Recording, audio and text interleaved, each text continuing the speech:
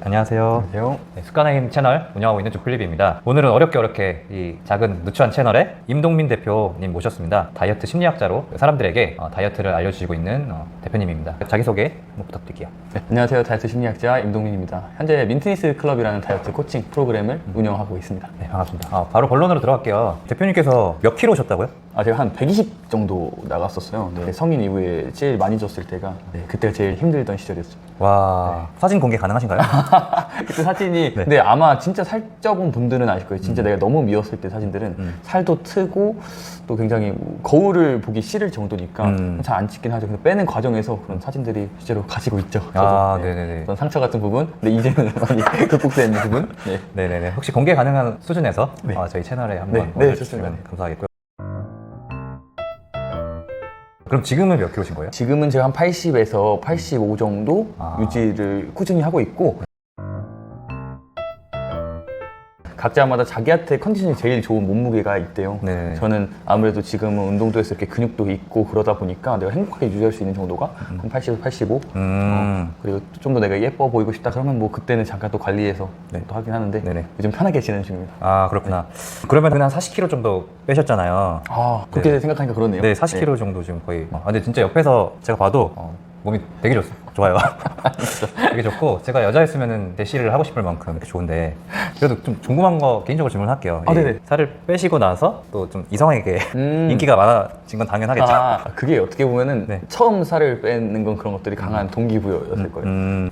뭐 여성분들도 마찬가지지만 남성들도 살이 찌고 운동도 못하고 그러다 보면 그 커뮤니티 속에 못 들어가는 현상들이 생기고 그리고 당연히 이성 같은 경우 그런 부분도 사회적으로 좀 접근하기 어려운 부분 중에 하나여서 아마 큰 동기였죠. 다만 그게 또 역풍도 불죠. 그런 단순한 동기들로 하다 보니까 한순간 남성성의 추구가 엄청 심해졌던 시절이 있었어요. 사실 저는 글쓰기도 중요하고 또 마음도 일부분 여린 부분도 있고 이런 사람인데 과거에 나를 버리기 위해서 계속해서 남성성을 추구하는 거예요. 그런 어떤 역풍이 불기도 했었고 그런 게 오히려 강박으로 가기도 했었고 근데 그냥 사실 인기가 많다 그런 것들은 잘 모르겠어요. 왜 우리 흔히 말하는 것 중에 운동 많이 하면 오히려 남성분들에게 인기가 많아진다는 그런 것도 일부분은 사실인 것 같은데 그냥 인간 대 인간으로 대면할 때 자신감이 향상되고 나 스스로 가슴을 잘 피고 다닐 수 있고 이런 것들은 사실이죠. 실제로 엄청 살이 찌면 남성분들은 라운디드 숄더가 되게 심해요. 왜 그런지 아세요? 모르겠어요. 살찌면 가슴살이 많이 나오거든요. 그러면 저는 지금도 항상 이렇게 포멀한 셔츠를 입는 거 되게 좋아하거든요. 살이 쪘을 때는 절대 못 입는 옷 중에 하나였던 게 젖꼭지가 막 비치잖아요. 그 제3의 눈이라고 하죠. 그걸 갖추기 위해서 진짜 많은 살찐 남성분들이 어깨를 말고 다녀요. 이런 것들이 습관이 된 거예요. 그래서 자세를 좀 바르게 필 수 있는 이 상태도 너무 마음에 들고 다만 이성에게 관심이 많아졌다 그런 부분은 또 사람마다 다른 것 같습니다. 그거는 이렇게 알 수 있을 것 같아요. 지금 인스타 하시잖아요. 네네네. DM이 오십니까? DM이요? 제가 인스타도 잘 안 하긴 하는데 그 선택이 오거나 이런 DM은 또 아닌 것 같아요. 다이어트 심리학자로서의 그런 정보 콘텐츠만 올려서 그런지 몰라도 아무튼 그렇습니다. 그 부분. 안 넘어가시네. 좀 더 나중에 파봐야 될 것 같고. 그러면은 120kg였던 시절이 몇 살 때신지? 제가 그때가 기억나는 게 아마 22 뭐 이때였을 거예요. 왜냐면 제가 120이라는 거를 어떻게 유추했냐면 제가 그때 군대에 들어갔어요. 근데 그 전에 폭풍 감량, 사실 요요가 남성분들은 한번 오면 20kg 정도 왔다 갔다 하거든요. 근데 나는 빼기도 했으니까 자신 있는 거예요. 나는 엄청 살쪘지만 지금 나 군대 들어가면은 예전에 했던 것대로 지옥 PT 했던 대로 해가지고 잘 뺄 거야. 라는 생각으로 가서 진짜 미친 짓이었던 게 훈련소에서 밥을 안 먹었어. 어차피 나는 이 현실에서 단절이 된 상태고 체념한 상태로 가서 뭐 나오면은 다 동기들 주고 저는 밥을 안 먹고 어설프게 저탄수화물 다이어트라는 지식을 알고 갔던 것 같아요. 그래서 계란 같은 거 나오면 그럼 내가 돈가스 넣어줄 테니까 계란 놔줄래? 뭐 이렇게 해가지고 그래서 그렇게 그 순간에 우울했나 봐요. 근데 거기에서 진짜로 엄청 열심히 시기를 보냈는데 나오기 전에 정말 떨리면서 체중계 올라갔거든요. 109kg였어요. 되게 허탈했거든요. 왜냐면 그 사이까지 체중을 안 쟀으니까 이렇게까지 찌고 망가졌을 줄 몰랐어요. 그런 상황이 있었습니다. 120kg 갔다가 아무리 열심히 해도 109kg까지. 한 달 동안 거기서 굴러도 진짜 밥을 아예 안 먹었거든요. 그것도 되게 힘들었던 것 같아요. 그 모태비만 오타쿠였다고 본인이 표현하셨는데 이거는 어떻게? 저는 과거에는 그런 만화 좋아하고 애니메이션 작가 감독이 되고 싶고 뭐 웹소설을 쓰고 이러면서 살이 쪘던 닌텐도 하는 친구 반에 한 명씩 있잖아요. 뭔가 남성성의 추구가 심했던 시절에는 그런 저를 되게 싫어했던 것 같아요. 어떻게든 숨기려고 하고 예를 들어서 살을 좀 빼가지고 농구부에 들어갔어요. 그때는 이제 그 무리에 어울리는 게 너무 좋아요. 그럼 그 방과 후에 도서관에 가는 제 모습을 들키고 싶지 않아서 몰래 갔어요. 왜냐면 이런 소화 비만의 오타쿠였던 제 모습과 단절을 하고 싶었거든요. 근데 지금은 그렇지 않아요. 그런 제가 있었기 때문에 지금의 다이어트 심리학을 하는 제가 있을 거라고 생각하고 저는 뭐 대병 오타쿠였다는 거는 사실 그 저만의 작은 세계가 그리고 아마 살이 찌다 보니까 대인관계보다는 어떤 만화를 많이 보거나 글을 쓰거나 하는 게 좋았고 그래서 이제 20대 때 초반까지는 웹소설가 혹은 순수문학 소설가, 문예창작가에서 활동했던 이유도 그 때문이었죠. 그리고 이걸 해결하는 과정에서 저도 보충제, 보조제 같은 걸 먹어보고 PT를 받아보고 그런 과정이 저를 만들었던 거죠. 그러면은 일단은 학창 시절에 열등감이나 이런 그런 것들이 있으셨던 거네요? 그쵸. 강했죠. 강했죠. 그리고 어떤 그런 것들을 깨달았던 거는 내가 그래도 글을 쓰고 뭔가 콘텐츠를 만드는 그런 소설가로서의 삶을 사는데 나 자체의 마음이 너무 무너져 있으니까 이건 아니라고 생각이 든 거고 뭔가 그런 자기 합리화도 있었던 거죠.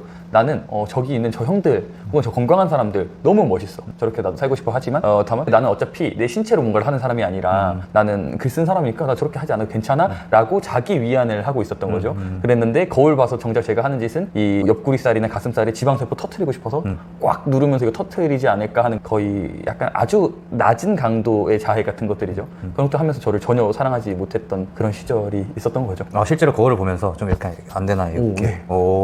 되게 많이 하실걸요? 그래요? 살이 찌는 분들은 이게 보면은 이게 뭐랄까요? 잡히거든요. 지방세포들이. 네네네. 또 수분이 정체된 경우에 잘 잡히고. 근데 사실 지방이 녹는다거나 뜯어진다거나 이런 게 당연히 사실이 아니라는 걸 다 알면서도 그냥 거울에 있는 내 모습이 너무 싫은 거예요. 네. 그걸 어떻게 해? 그러니까 마음으로는 예를 들어 상담을 받고 오면은 동민 씨도 그냥 자기를 사랑해 보는 거 어때요? 네, 알겠어요. 아니면 글을 쓸 때는 글을 쓰는 사람이니까 어떤 나의 일기를 쓰지만 정작 거울을 봤을 때는 그 모습을 받아들이기가 너무 힘든 거죠. 그러셨구나. 그러면은 일단은 22살 때 120kg 정도 되셨고 본격적으로 좀 내가 살을 빼야겠다, 살을 빼기로 결심을 한 시기는 언제? 그건 되게 오래됐죠. 이거는 사실 아주 과거에 이 모텔 비만 오타쿠를 지냈다 그랬잖아요. 계속 시도돼. 네, 계속 시도했어요. 네. 그러면은 좀 효과가 있었던? 효과가 있었던 거는 몇 번의 그런 게 있었어요. 어떤 흔히 알려진 방법으로 빼기도 했죠. 그냥 PT를 하거나 보조제를 먹으면서 빼기도 하고 단식을 하면서 빼기도 했죠. 저는 그럴 때마다 그래도 의지력이 나쁘진 않았나 봐요. 한 번 했을 때 한 20kg 정도는 빠지더라고요. 근데 그 다시 찝니다. 그래서 지금 제가 집중하는 것도 그럼 20kg를 뺐어. 성공이네. 다시 21kg가 쪘다면 그건 성공으로 불러야 될까? 제가 다이어트에서 성공한다는 건 사실 살찌는 과정, 굴레 자체에서 벗어나고 해방되는 것 자체를 다이어트의 성공이라고 불러야 되지 않을까? 가령 저는 트레이너도 계속 했었단 말이에요. 네네. 근데 트레이너 했을 때도 살이 쪘어요. 실제로 트레이너가 자기 건강 관리를 하기에 또 안 좋은 환경이기도 해요. 밥을 되게 급하게 먹고요. 그다음 남의 건강을 관리해줘야 되고요. 그러다 보니까 내 끼니와 이런 것을 미룬 채로 이제 수업 한 10개 정도 연달을 하고 나서 퇴근하고 그 보상식료를 야식을 시켜 먹는다거나 그런 경우도 있는 게 사실 트레이너 분들이에요. 내 몸 관리를 해야 되기도 하지만 하지만 동시에 망가지기도 했던 것 같아요. 그러니까 더 자아의 어떤 괴리가 오는 거죠. 난 분명히 정확한 지식을 알고 있는데 어떤 습관이나 일상이 무너져서 내 몸이 점점 망가지고 있어. 이런 거 실제로 충돌하기도 하고 그럴 때도 이제 시즌이야 하면서 또 다이어트 쫙 하기도 하고 다시 찌기도 하고 그러다가 이제 다이어트 심리학을 좀 알게 되고 또 마음관리 영역을 같이 해보자 하면서 좀 괜찮아지기 시작했던 거죠.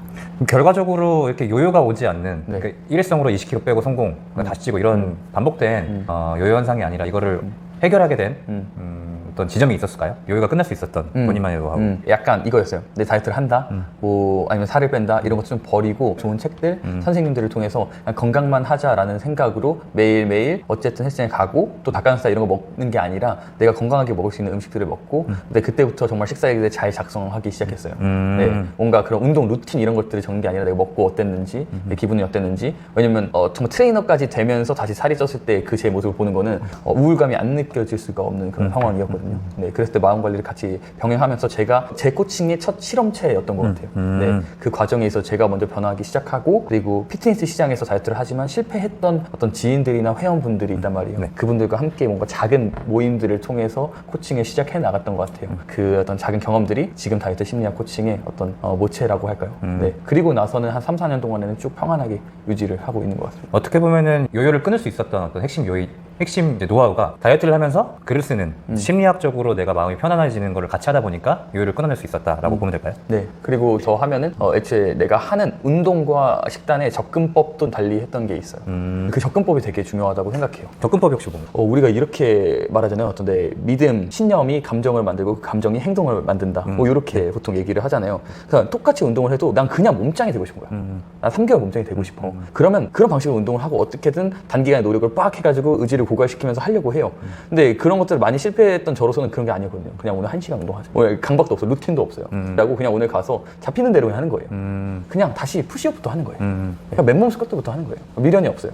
그런 방식으로 접근을 하기도 하고, 또 영양도 단기간에 3개월 안에 내가 프로필 찍어야 돼? 그럼 닭가슴살 먹겠죠. 근데 그때는 그런 의도가 아니었거든요. 요리를 많이 했던 것 같아요. 네. 요리를 하되 맛있는 거 불고기랑 제육도 만들어 먹는 거예요. 그런 방식으로 진짜 배부르게 먹고 만족스럽고, 또 만약에 카페에 가서 디저트를 먹어야 돼? 먹는 거죠 뭐. 그럼 제한하는 것들을 좀 멀리 했던 것 같아요. 오히려 일상생활에 더 가까이 다가가려고 했던 노력이 나를 다이어트에서 해방시켜줬다라고 볼 수 있을 것 같아요. 정리하면은 이제 첫 번째로 이제 글쓰기를 통해서 자신의 감정을 알아감으로써 스트레스 지수를 낮춰서 어떻게 보면 감각적으로 운동하거나 감각적으로 다이어트하는 그런 부분들을 좀 내가 더 마음의 평안을 좀 찾을 수 있음으로써 다이어트를 성공할 수 있었다라고 네. 보면 되고, 두 번째로는 단순히 3개월에 몇 킬로 빼기 아니면 뭐 바프치기 이런 것보다는 평소에 그냥 내가 스트레스를 덜 받는 쪽으로 좀 마음을 편안하게 다이어트를 하니까 저절로 빠지겠다 이렇게 네. 이해하면 될까요? 네, 다이어트를 절대 안 하듯이 접근을 해야 네, 그게 포인트인 것 같습니다. 다이어트를 이제 안 하듯이 스트레스 안 받는 게 낫다. 네. 그럼 글쓰기에 대해서 조금 더 여쭤볼게요. 어떤 글쓰기를 쓰시나요?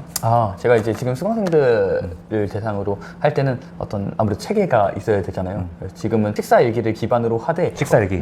거기에 몇 가지 우리가 하는 활동들이 있어요. 제가 살찌는 감정이라고 부르는데 그 감정들을 기록해요. 인식하는 게 굉장히 중요하거든요. 가령 오늘 우리가 초밥을 먹었잖아요. 네. 초밥을 먹었을 때 초밥 왜 먹었어요 하면은 통상적으로 일상 수준에서 얘기할 수 있는 건 그냥 우리가 만남을 가졌는데 앞에 초밥집이 있어서 약속 잡아서 먹었어요 거든요. 근데 대체로 글쓰기를 통해서 다시 들여다보는 시간을 가지면 그러지 않을 수가 있어요. 오랜만에 만나는 어떤 상황이었고 이랬을 때 조금 더 뭔가 특별한 음식을 먹고 싶고, 그래도 어떤 밥에 설탕이 좀 절여져 있긴 하지만 단백질 가치는 뭔가 좋지 않을까, 그런 걸 먹었을 때 좀 더 즐거운 어떤 대화 자리가 이어질 수 있지 않을까 라는 것들을 굳이 구태여 파고들면서 내면을 성찰할 수가 있어요. 그러니까 식사와 관련된 전후의 감정들을 기록해 보는 거예요. 근데 그거는 평가하기 위함이 아닙니다. 그냥 남겨두는 거죠. 그리고 기록하면서 내가 내 마음에 새기기 위함인 거죠. 네. 이런 어떤 내 다이어트와 관련된 행동 전후의 어떤 감정들을 좀 탐색하고 쓰는 과정 자체가 나를 모니터링 한다고 하거든요. 그러면서 자기 인식을 좀 할 수가 있는 거죠. 대체로 뭔가 다이어트가 필요한 분들을 상담하다 보면 어제 뭐 드셨어요? 하면은 아무 인식이 없어요. 대체로. 근데 그게 정상이기도 해요. 저는 우리가 자동 운전 모드로 좀 먹고 있었던 것 같아요 라고 표현합니다. 네, 그래도 뭔가 결국 다이어트 심리학이 제대로 나에게 적용됐다는 거는 잘 먹고 만족하고 내려놓을 수 있는 그런 상태가 되어야 되거든요. 저도 예전에 치킨을 되게 좋아했었거든요. 그래서 이제 치킨을 시키는 날 보면은 내가 왜 치킨을 시키지? 라는 생각을 했던 적이 있어요. 근데 그 전에 어떤 생각을 하냐면 좀 스트레스를 받더라고요. 또 어떤 내가 일을 굉장히 좀 많이 하고 온 날, 에너지 레벨이 떨어진 날, 좀 내가 확 좀 에너지를 받고 싶은 그런 순간이 들 때는 무조건 치킨을 시키고 싶은 거예요. 약간 그런 거랑 연관이 돼 있는 건가요? 그렇죠. 그걸 이제 보통 감정적 식사라고 합니다. 감정적 식사. 네, 식사가 어떤 생리적으로만, 물론 이것도 되게 강력한 거지만 감정적으로도 무시할 수가 없거든요. 그런 것들이 스트레스를 풀고 싶고 해소하고 싶고 보상 심리가 작용하고 이런 영역들이. 그러면 내가 이제 식사 얘기를 씀으로써 언제 이런 고열량의 그런 제품들이 땡기는지 뭐 그런 것들을 다 파악을 한 다음에는 어떻게 되나요? 예를 들어서 만약에 저희 수강생처럼 어떤 코칭해줄 사람이 있다면 그로써 내가 언제 취약하니까 이 전에 뭘 해보자, 아니면 이런 식욕이 끌어오르기 전에 필요한 영양소들을 좀 넣어주자, 이런 좀 디테일한 전략이 가능하겠죠. 근데 그렇지 않더라도 사실 쓰는 것만으로도 쓰지 않는 것보다는 그 감정 스트레스가 떨어집니다. 그럼 애초에 내가 코티졸 같은 게 좀 덜 치솟게 되고 가짜 식욕이라고 하는 이런 것들 끌어오르는 확률이 좀 낮아지죠. 그러면서 뭔가 인식하게 되면 치킨을 예를 들어 일주일에 제가 진짜 살쪘을 때 있지만 뭐 어제는 노랑통닭, 오늘은 후라이드 참 맛있는지 이렇게 해서 막 루틴을 막 돌아요. 네. 근데 그렇게 5일 치킨을 먹었다, 식사 얘기를 쓰면서 3일 치킨을 먹게 되면 성공입니다. 저는 그걸 다이어트의 성공이라고 보거든요. 우리가 가장 어려운 게 뭐 식사 얘기를 쓴다 해서 거기에 이런 걸 적자는 게 아니에요. 오늘부터 치킨 끊을 거야. 가장 안 좋은 방법이고 우리 빠르게 의지 고갈시키는 거라고 생각해요. 정확하게 어느 정도 제가 이해를 한 것 같아요. 그러니까 계속 나 자신을 알아가다 보면은 그 패턴이 나올 거고, 그죠. 그 패턴을 알고 있는 상태에서는 습관적인 행동을 좀 덜 하게 되고 조금이라도 변화가 있으면 그걸 성공으로 친다. 그죠. 여기에 조금 더 이론적인 걸 더하면 제 글쓰기의 기반이 제임스 페니베이커라는 글쓰기 치료에 기반을 하고 있거든요. 네네. 거기에 나오면 그 감정을 털어내는 것만으로도 실제로 많은 것들이 해소가 돼요. 글을 써본 분들이라면 아마 아실 거고, 심지어 나의 식사와 관련된 울분을 토해내면 그것만으로 좀 개운하실 겁니다. 한번 여러분도 같이 한번 해보면 좋을 것 같아요. 대표님께서는 스스로 식사 얘기를 쓰시면서 이제 코칭을 하다가 또 지인들도 많이 코칭을 해주셨잖아요. 네. 기억에 남는 사례라든지 어떤 분이 어떻게 됐다 이런 건강을 챙길 수 있었던 사례에 대해서 알고 싶어요. 네. 아직도 이게 되게 기억에 남는 분이 있어요. 뭐냐면 되게 건강에 관심도 많고 밝고 PT도 해보고 운동도 잘하고 이런 분이었는데 아마 우리가 살다 보면은 어느 순간 일에 집중하거나 시험에 집중하는 순간이 성인 이후에도 오잖아요. 그런 순간에 쭉 살이 쪄버릴 수가 있거든요. 근데 여성분들도 아무래도 기초대사량이 남성분들보다 낮다 보니까 그런 순간에 살이 이렇게 찌죠. 근데 나이가 아주 어렸을 때보다 나이가 좀 들다 보면 예전에 한 걸 똑같이 했는데도 안 빠져. 이상하게. 운동은 똑같이 했는데 안 빠져. 그런 순간에 나는 어떤 업무적인 성과가 있을 수도 있고 없을 수도 있지만 난 내 삶에 집중한 건데 그러나 내 몸을 잃었네. 이런 순간에 여성분들은 자존감이 굉장히 낮아지고 입던 옷이 하나도 안 맞으니까. 아, 그렇지. 네. 우울감도 많이 겪게 돼요. 그런 분을 이제 코칭을 하게 됐었죠. 그런 분들이 좀 빠르게 효과를 보고 나아졌다는 그런 생각이 들어요. 그리고 체중이나 이런 것들을 좀 인바디 최대한 안 재려고 하거든요. 그런 게 또 강박이 될 수 있기 때문에 그러다가 또 면접을 보러 갔는데 막 전화가 기쁘게 걸려와서 저 안 맞던 치마가 맞아요 라고 했을 때 되게 좋죠. 우리가 치마가 맞는 것만을 위해서 다이어트를 달려오는 건 아니지만 근데 그거는 일종의 어떤 행복이긴 하잖아요. 내가 다시 내 몸을 사랑할 수 있고 마음으로 나를 인정해 줄 수 있는 그런 과정들. 그때 했던 게 별게 아니었어요. 건강 관련 체력이라는 게 이미 교과서에 나와 있단 말이에요. 그런 건강 관련 체력을 향상시키고 나 스스로 조절할 수 있는 것들을 하고 그리고 마인드 프리팅이라고 요즘 많이 하는데 그 근간이 사실 내가 먹을 걸 배민에 떠넘기는 게 아니라 내가 잘 만들어 먹는 이 노력부터예요. 마인드 프리팅은. 그 과정 정도만 거쳤을 때 빠르게 괜찮아져서 이제는 음식도 두려워하지 않고요. 오히려 저희가 가끔 딸기 생크림 케이크 맛있는 거 있잖아요. 그런 걸 먹는 모습을 보내요. 근데 그게 저는 되게 뿌듯한 거죠. 다이어트가 우리에게 주는 교훈은요. 내가 평생 설탕을 안 먹는 사람, 평생 설탕을 참거나 디저트를 참을 수 있는 사람이 되는 게 아니라요. 어떤 수준의 심리적 상태와 어떤 신체적 상태를 가졌을 때 그런 디저트를 먹더라도 아무렇지 않은 내가 있는 그 사실을 깨닫는 그게 다이어트가 주는 교훈이거든요. 그런 걸 정확히 체험하셨던 분이 떠오르네요. 아, 그러니까 지금 원래는 계속 몸무게 재고 강박적으로 그쵸. 하는 게 일반 PT 선생님들의 요청 사항이시잖아요. 네. 근데 진짜 강박을 갖지 말고 편하게 다이어트 하자 이런 것들은 어떻게 보면 좀 참신한 발상인 것 같긴 해요. 네. 그래서 하기 전에 우리의 오랜 대화가 필요해요. 저를 만났던 수강생분들이나 저랑 상담해 오셨던 분은 알 텐데 만나면 뭐 운동하고 이런 게 아니라 얘기를 많이 해요. 다이어트 왜 해요? 뭐 살 꼭 빼야 돼요? 아니면 지금도 괜찮으신데 뭐 이런 얘기들을 하면서 과거에 내가 왜 다이어트를 했는지 좀 들어보죠. 왜냐면 이런 과정이기 때문에 저와 함께 하는 건 저랑 호흡이 잘 맞아야 되고 우리가 서로의 일기장을 좀 보여줄 수 있어야 되고 이런 거예요. 체중을 재지 않는 대신. 그렇기 때문에 저의 어떤 신뢰가 잘 맞아야 되고 저 또한 선생님 살이나 빼주세요 라는 분은 저도 받을 수도 없고 제가 드릴 수 있는 뭐도 없어요. 그런 분들은 거기에 맞는 프로그램을 하는 게 더 나을 수도 있죠. 좋습니다. 대표님은 진짜 지금 몸도 좋으시고 관리를 어떻게 하시는지 좀 궁금했어요. 대표님의 어떤 데일리 루틴이 있으실까요?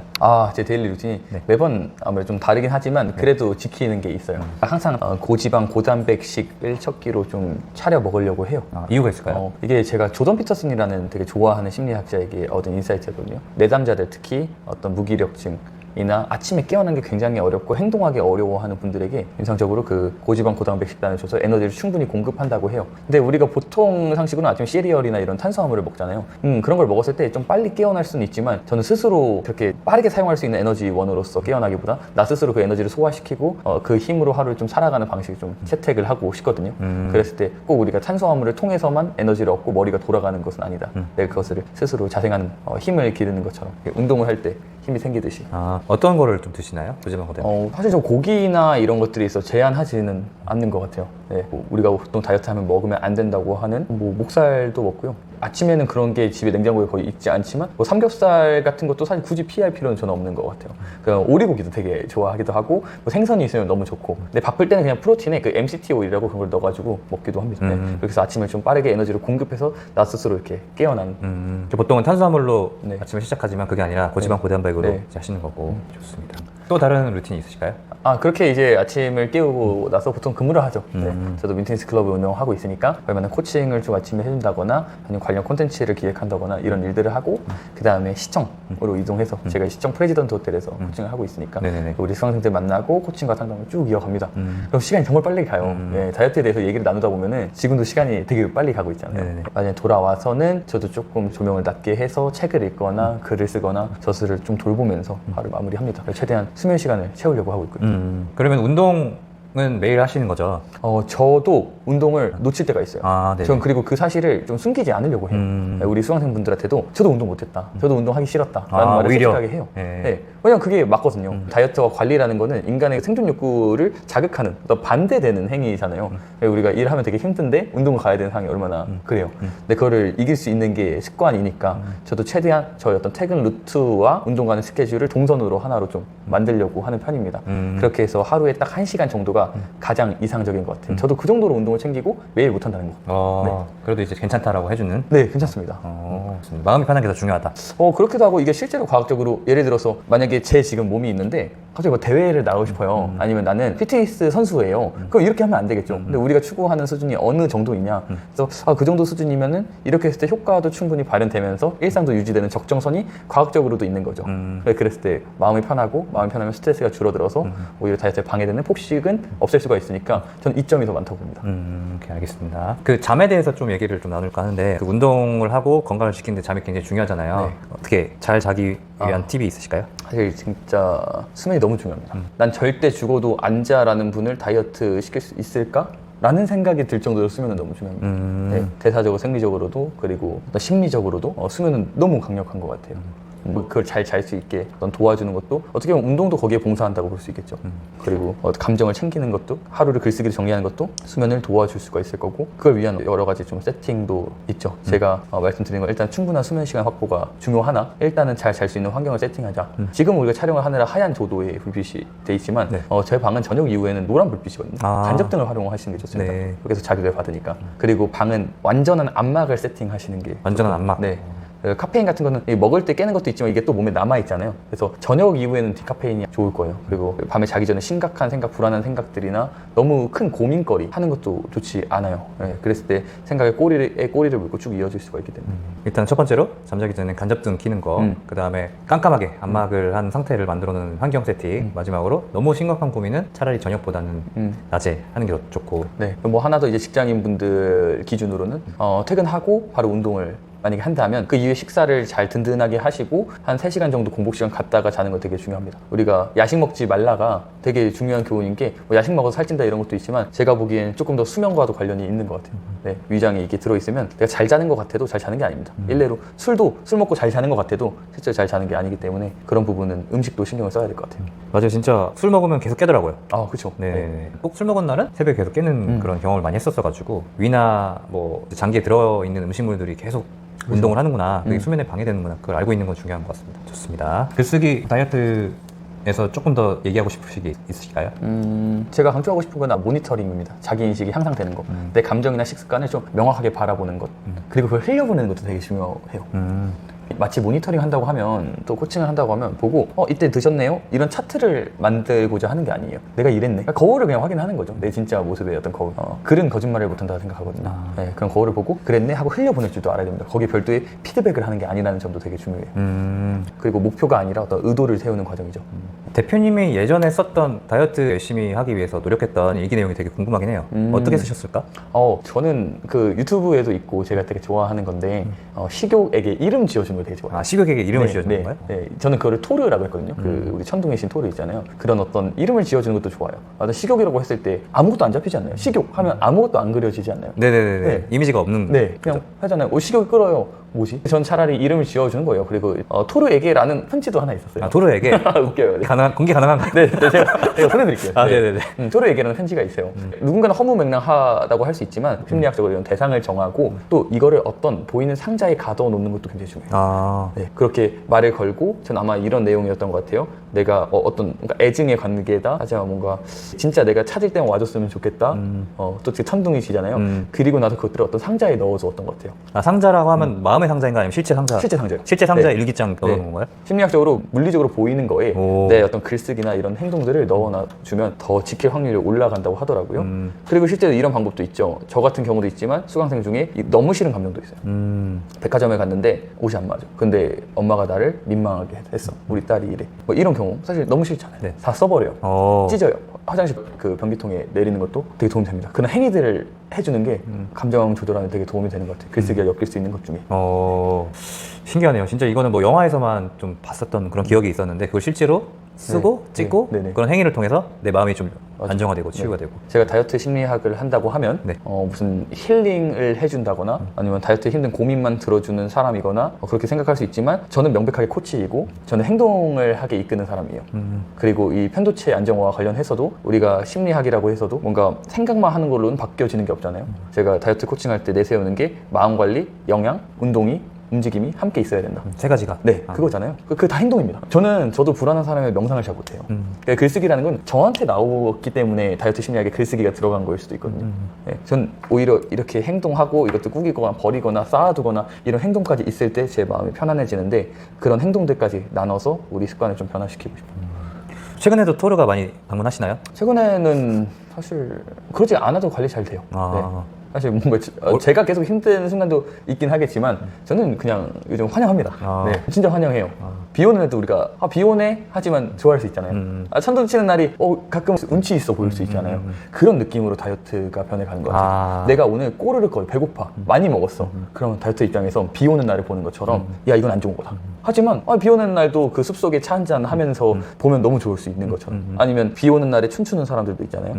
그런 감정 모든 것 자체를 받아들이는 게 다이어트 심리학이라고 생각합니다. 아, 되게 재밌네요. 그러니까 토르라는 인물이 어떻게 보면 내가 허기질 때 나오는 그런 인물인데, 토르라는 감정에 붙인 이름이죠. 아, 그러니까 네. 그 배고픈 감정에 묻힌 이름인데 당연한 거고, 네, 당연한 함께 거고. 갈 수 있는 거고, 네.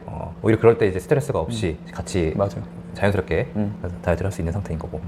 좋습니다. 그 사례 하나만 더 이제 여쭤볼 수 있을까요? 네. 다이어트와 심리학을 접목시켜서 마음관리와 글쓰기를 접목시켜서 감량을 한 사례. 수강생분들 중에 괜찮고. 사실 수강생분들은 저보다 다이어트 전문가인 확률이 높아요. 왜냐면 정말 많은 업체들을 갔다 왔고 나름대로 노하우도 있고 살을 또 빼봤기 때문이에요. 이렇게 했을 때 빼봤던 경험이 있으니까 또 하면 되겠지라는 어떤 다이어트 플레이. 일반적인 다이어트는 이런 것 같아요. 뭔가 마음에 살 빼고 싶다라는 생각이 들어요.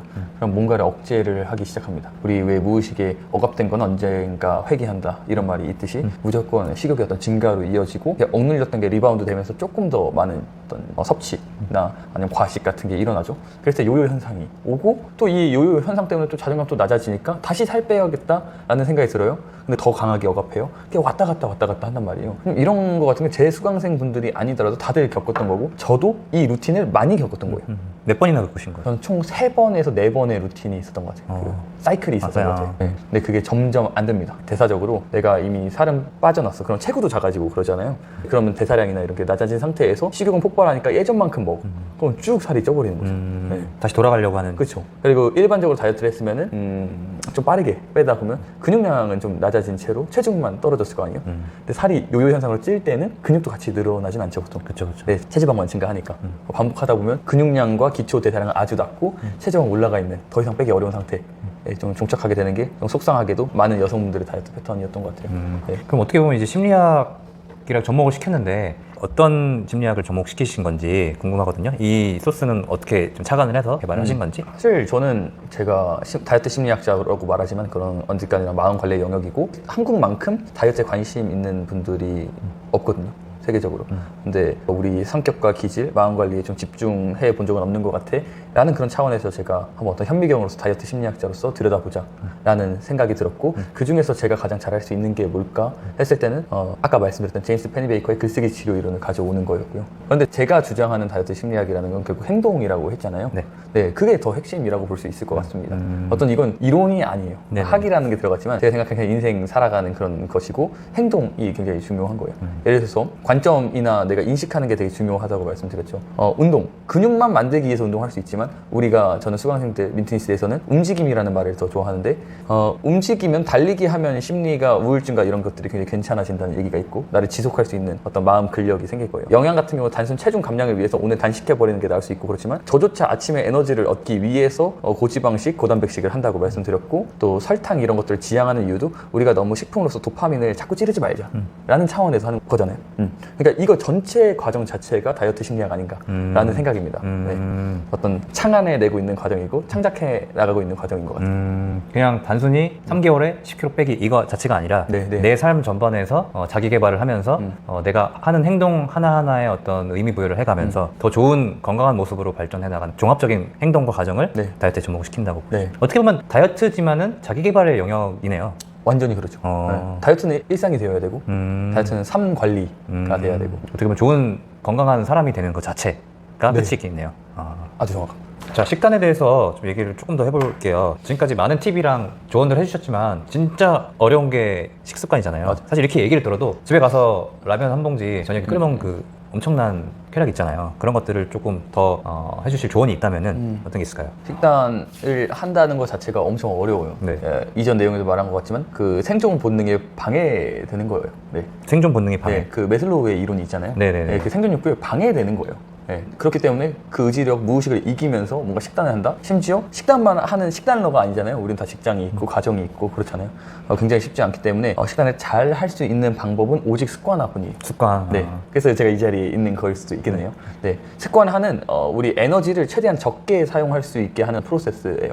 다이어트를 하면 대부분 의지가 많이 고갈되거든요. 오늘부터 헬스 2시간씩 진짜 빡세게 할 거야. 오늘부터 치킨 끊을 거야. 생각만 해도 너무 힘들잖아요. 그쵸. 네, 이런 것들이 굉장히 우리의 의지를 고갈시켜요. 반대로 습관은 에너지를 최대한 덜 사용하면서 무의식적으로 할 수 있게 되는 거죠. 이 영상을 보시는 분들도 무의식적으로 뭔가를 하는 게 있잖아요. 직장에서 업무를 하는 것도 처음에 얼마나 스트레스였겠어요. 네, 하지만 자동적으로 할 수 있게 되는 그 과정. 습관만이 식단을 조금 내가 에너지를 덜 들이고 할 수 있게 만든다 생각하고요. 그리고 또 중요한 게 푸드포비아에서 벗어나는 거예요. 푸드포비아가 뭔가요? 탄수화물은 나쁜 거야. 먹지 마. 네, 이런 것들이 푸드포비아라고 생각하는데 사실 영양소는 다 중요합니다. 나한테 조금 더 필요한 영양소, 덜 필요한 영양소, 지금 상태에 맞게 이런 게 있을 뿐이지 이건 무조건 먹으면 안 돼. 이건 무조건 나쁜 거야. 이거 먹었으면 망했어. 하는 어떤 푸드포비아가 결국 식이장애를 일으키거든요. 그냥 그 음식과의 나 관계가 틀어져 있는 게 식이장애예요. 제가 아까 식사하면서도 말씀드렸지만 저한테 트레이너를 할 때는 이 연어 초밥이 연어 초밥으로 보이지 않았거든요. 탄수화물 몇 그램이 이 연어 단백질 몇 다만에 설탕이 있으니까 좀 나쁜 거고 이따 가서 유산소 타야겠다. 이런 과정 자체가 그 음식과의 관계를 좀 망가뜨린다고 생각합니다. 그걸 먼저 화해해야 돼요. 어느 정도 강박이 있으셨어요? 되게 심했어요. 심했을 때는 피자를 먹어요. 근데 이 피자를 먹으면 오늘 칼로리 어플에 칼로리가 엄청 많이 올라가요. 이걸 참을 수가 없어요. 그래서 씹다가 버려요. 그거를 이제 먹배, 씹배, 아니 먹토를 하는 분들도 있고. 근데 그런 분들 요즘 되게 많아요. 그래서 다이어트가 단순 이 몸만의 문제가 정말 아니라는 거예요. 네, 되게 가볍게 생각하죠. 그냥 뛰면 되지. 너는 먹으면서 다이어트 한다고 하냐? 근데 그런 간단한 문제가 아니에요. 실제로 이 다이어트를 그렇게 단순하게 접근해서 강박이 생기거나 식이장애 생긴 분들은 벗어날 수 없는 굴레로 들어갈 수가 있어요. 저 또한 그랬고. 그리고 나서는 밖에선 또 잘한 척 해야 되니까 저울 들고 다니면서 또 재죠. 저울을 들고 다녀요? 좀 미니 저울을 들고 다녔어요. 이렇게. 네, 1g도 놓치지 않고 해야 마음이 편했거든요. 진짜 유난히 좀 심하시네요. 네네. 네, 이런 것을 다이어트 강박이랍니다. 그러셨구나. 그 정도까지? 그러면은 내가 오늘부터 운동 2시간 할 거야. 치킨 안 먹을 거야. 이거를 조금 의지력을 덜 쓰는 방법이 어떤 게 있을까요? 그게 아까 말했던 그 습관화하는 과정인 것 같아요. 그러면은 운동 2시간이 아니라 뭐 적정 가이드라인을 말씀드리면 운동 1시간만 하는 게 제일 좋습니다. 다이어트하기. 만약 1시간도 힘들어. 1시간도 힘들다 하면 저희 가끔 하는 방법이 있는데 집에 갈 때 거리 있잖아요. 그 정류장이 집 바로 앞에 내려주지 않으니까 그 거리라도 뛰세요.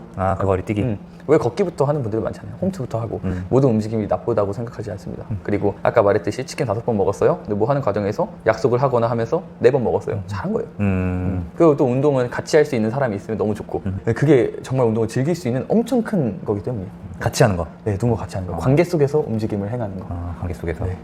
좋습니다. 일단은 운동도 이제 최대한 의지력을 적게 할 수 있는 운동으로 내가 수준에 맞게 시작하는 것이 좋고 치킨도 단번에 끊는 게 아니라 내가 5번 먹을 거? 그쵸. 4번만 먹으면 성공이고 4번 먹을 거 3번 먹으면 성공이고 뭐 그런 식으로 조금씩 자기 효능감을 느끼면서 네. 목표를 잡는 것이 좋다. 그 토끼와 거북이가 있잖아요. 그 거북이처럼 다이어트 해야 됩니다. 거북이처럼. 네, 토끼 같은 사람이 과거에 저였고 우리 영상을 보시면 프로 다이어터 분들일 거예요. 가다가 지쳐서 잠자서 차라리 거북이처럼 천천히 가는 게 나을 뻔했다. 그렇군요. 제 지인의 사례도 좀 생각이 나는 게 있어요. 계속 강박적으로 음식을 거부해서 계속 토하고 근데 몸매는 살은 빠지는데 막 뼈만 남고 그런 분이 있었는데 그게 다 심리에 의해서 그렇게 된 거다. 그 정도까지 가면 심리 문제죠. 심리 문제가 된 거다. 거식증이라고 하죠. 그 정신과 의사분들의 얘기를 들어보면은 네. 낫게 되게 힘들대요. 그래요? 네, 어떤 상흔처럼 우리가 되게 큰 수술을 하고 나면 몸에 이렇게 흉터가 남잖아요. 네. 그 정도로 한번 걸리면 굉장히 완전히 해방되기 어려울 정도로 되게 힘든 과정이라고 하더라고요. 자, 그럼 민트니스가 지금 굉장히 열심히 그 다이어트 심리학 쪽에서 많은 수강생분들을 코칭도 하고 변화를 이끌어내고 있는데요.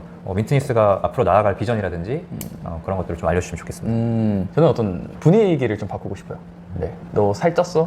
많이 빠졌어? 아니면 우리 사촌들 봤을 때, 야, 너 다이어트 한다며? 몇 킬로 빠졌어? 아니, 직장 갔는데, 뭐 예를 들어서, 너 민트니스 한다며? 근데 얼마나 뺐어? 이런 좀 사회 분위기도 좀 바꾸고 싶어요. 빨리빨리의 문화, 또 1위 1비의 문화, 이런 것들에서 우리 다이어터들이 되게 취약하거든요. 감정적으로 상처도 많이 받고. 이런 다이어트 패러다임을 바꿔가는 게 저희 어떤 미션인 것 같아요. 좀 마음 편히 할 수 있는 그 분위기, 문화까지 만들어가는 것들. 그러기 위해서는 제가 1대1로 수강생분들과 코칭을 하는 것도 중요하겠지만, 정말 많은 분들을 상대로 이런 메시지를 알리는 그런 과정이 더 중요하다고 봅니다. 저는 아마 다이어트 문화를 새롭게 바꾸기 위해서 부단히 좀 노력할 것 같아요. 그게 제 비전입니다. 아, 네. 그 혹시 더 하시고 싶은 말씀 있어요? 아니요. 얘기 너무 많이 한 것 같습니다. 네. 네, 그 오늘 어렵게 모셨습니다. 제가 개인적으로는 굉장히 존경하는 동생이기도 하고 너무 이제 잘하고 있어서 초대를 했고요. 저희가 또 좋은 습관 만들기 위해서 더 좋은 영상으로 찾아뵙겠습니다. 감사합니다.